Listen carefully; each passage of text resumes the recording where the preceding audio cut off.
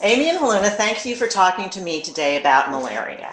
Let me start by asking you, Haluna, a question. Yeah. You've lived in Africa all but the last year of your life. Have you ever had malaria before? Oh, yes, I had malaria before, like several times. And what are the symptoms of malaria? I will say the main symptoms is the headache, and you just lose appetite, and you just feel weak, like your muscles all they feel weak. It's a lot like the flu, like sweating, fever, achy body, Vomiting, vomiting, diarrhea. Yeah. all of that. Yeah, But there's a cure. I of mean, you've had it course, before and you're still here. of course. So tell me, is there one medication you take, many medications?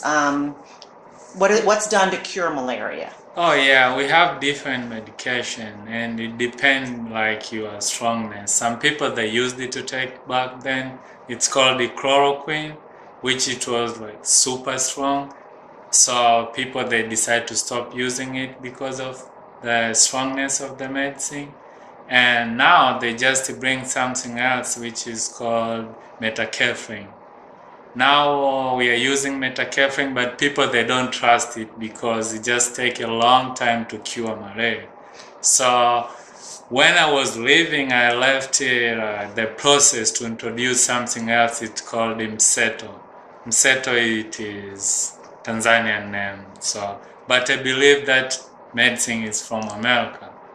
So are these medications available? I mean, if somebody has malaria, can they get the medicine they need?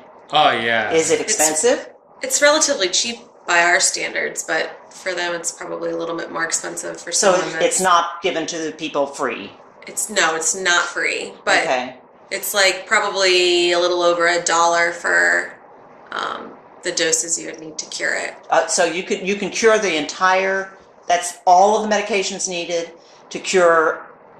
Would be It's $1. like a few tablets, isn't it? Yeah, it is like I would say maybe it will take 5 days to cure the malaria. Okay. Yeah. So just for a few dollars, a Yeah. person can be cured from malaria. So tell me, one statistic I read said that a person dies every 60 seconds Oh, yeah. from malaria. So how does that happen when there's medication to be had? I can talk about that in this way. It's always malaria come like you can't see like oh I have malaria now.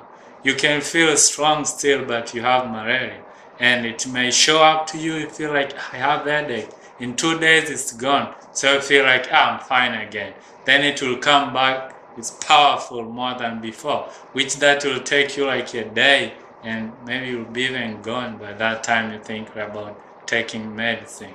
Also, children they might feel sick for a day and then feel fine, or they're too little and they're not old enough to say I have a headache, I have flu-like symptoms, I don't feel well. So they end up feeling sick for one day, sleeping it off, and then continuing about playing all while they have active malaria. So that in part explains why I read that 1 in every 5 children under age 5 will die of malaria in Tanzania. No, I'm not going to say Tanzania, but in Africa.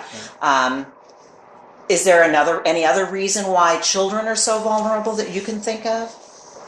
Maybe because they're out playing in the evenings, they're not covered up properly, they don't have mosquito repellent like we would put on all of our kids before they go out. It's not something that's sold in all the shops and it's readily available. Yeah, sure. And malaria is strong, so most of children they're not strong as the old people. So that's why they can die faster than other people. And also they can take care by themselves, like avoiding like being outside maybe evenings. And some parents they don't take care of their children. That's why that's happened. And most of these people I feel who are dying is not like from the rich families. Most of these children is from poor areas and families. Well, and that's one thing that was said again in the literature that I was reading, said that it's a disease of people in poverty. Oh yeah. And is it more a disease of people in poverty? It kills people in poverty, because you've admitted you have had malaria several times, but yet you are not from an impoverished family. You are. Is it because you have the resources that you've been able to be cured? Oh yeah, Yeah. that's definitely because like we have something to afford to buy like malaria dye, I mean medicine, yeah. But still, I can say that's the reason most of people are dying with malaria. It is from the poverty area. They can't afford even to buy medicines. A lot of the children that came into the orphanage that I worked at had malaria coming in.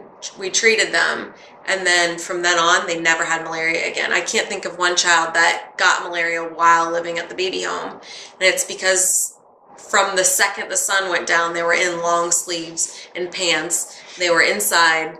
They weren't playing outside, and then at night they made sure to have their mosquito net covered and tucked in everywhere. So, I mean, there's a situation where they had all the resources they needed and they never got malaria because... And how would you know when a child came into the baby home that malaria was what they actually had? They, along with HIV tests, iron tests, they do malaria tests and a whole bunch of other tests. So every child that comes in gets the same tests. Oh, yeah. So I think that if we know that it can be eliminated here in the United States, certainly it can be eliminated elsewhere.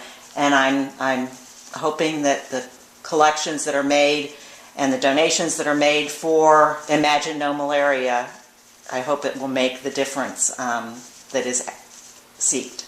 Oh yeah, I hope that too. One day, yes. Thank you so much. Thanks.